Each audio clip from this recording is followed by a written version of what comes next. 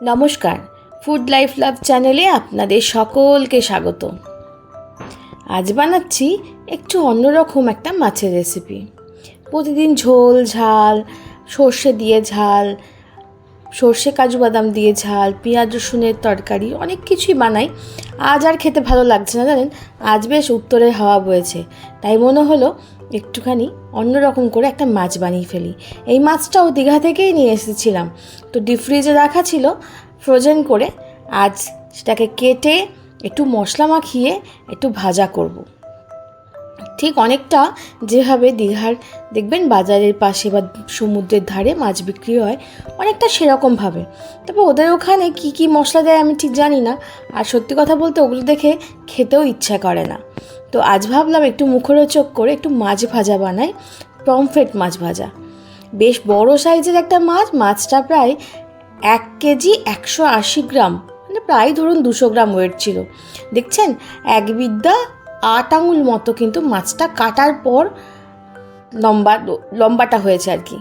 চওড়াটা তো আরও বড়। আপনারা দেখতেই পেলেন আমার হাতের ছাড়িয়ে রিস্ট অবধি চলে এসছে একটা তার পেটির অংশ, বা রিং পিসই বলতে পারেন। অনেকটা পরিমাণ রসুনটা বাটা ছিল বলে বাটা রসুনই দিয়েছি।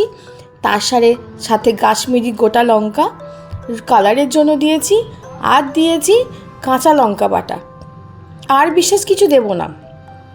যদি মন চায় আপনারা গোটা গোলমরিচও অ্যাড করতে পারেন। এবার এর মধ্যে একটা গোটা পাতিলেবুর রস দিয়ে 2 চামচ মতো হলুদ গুঁড়ো আর বড় টেবিল স্পুনের 2 চামচ মতো সর্ষের তেল দিয়ে ভালো করে একটু মাখিয়ে নেব। একটা জিনিস তো দেওয়া হয়নি, সেটা হচ্ছে লবণ। এই সময় একেবারে মশলার সাথে একটু লবণও মাখিয়ে দেবো। প্রথমে লবণটা দিতে খেয়াল ছিল না, পরে আমি লবণটা অ্যাড করে দিয়েছি। আপনারা আন্দাজ করেই দেবেন। এখানে তো ধরুন আন্দাজ করেই সবটা করতে হবে, কারণ কাঁচা মাছ তো আর খেয়ে দেখা যাবে না। তো যদি মনে হয় পরে লবণ কম হয়েছে, তাহলে আপনারা উপর থেকে একটু স্প্রিঙ্কল করে দেবেন, তাহলে কিন্তু খেতে খারাপ লাগবে না। সব মাছগুলোকে খুব ভালো করে মশলার সাথে ম্যাসাজ করে নেব, যেন কোনো অংশে একটু মশলা লাগতে বাকি না থেকে যায়। তাই অনেকক্ষণ সময় নিয়ে হাতে একটু চাপ দিয়ে দিয়ে, খুবই নরম মাছ, সামুদ্রিক মাছ তো একটু নরমই হয়, ভালো করে মশলা মাখিয়ে রেখে দেব। আপনারা চাইলে এইভাবে মাছটাকে ফ্রোজেন করে রাখতে পারে। যখন আপনার খেতে ইচ্ছা করবে তখন আপনি একটা টাইম আগে বের করে রাখুন। বরফটা একদম ছেড়ে গেলে দেখবেন একদম মশলা যেমন মাখাচ্ছেন সেরকমই মাছই হয়ে গেছে। তো আজকে আমার সব মাছটা কিন্তু দরকার লাগবে না। আজকে ওই 2-3 পিস মতো ভাজবো, বাকিগুলো রেখে দেবো ওভারনাইট ম্যারিনেট করে।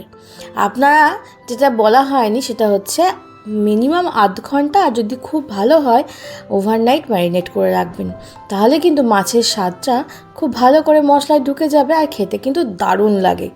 এরকম বড় সাইজের পমফ্রেট হলে বেশ ভালোই জমে যায়। ওই 4 পিস মতো বার করে নিয়েছি, এটাই আজকে প্রথমে ভাজা করে নেব। বাকি মাছগুলোকে একটা এয়ারটাইট কন্টেনারে রেখে দিয়েছি ওভারনাইট ম্যারিনেট হওয়ার জন্য। এবার ফ্রাইং প্যানে ওই 1/2 টিস্পুন মতো সাদা তেল নিয়েছি, তার সাথে ছোটো চামচে 2 চামচ মতো বাটার দিয়েছি। আজকে মাছটা আমরা বাটারেই ভাজবো। আপনাদের যদি বাটারের গন্ধ পছন্দ না হয় তাহলে সাদা তেল ইউজ করতেই পারেন, বা সর্ষে তেলও দিতে পারেন। তবে বাটার দিয়ে ভাজলে মাছের স্বাদটা না আরও দ্বিগুণ হয়ে যায়।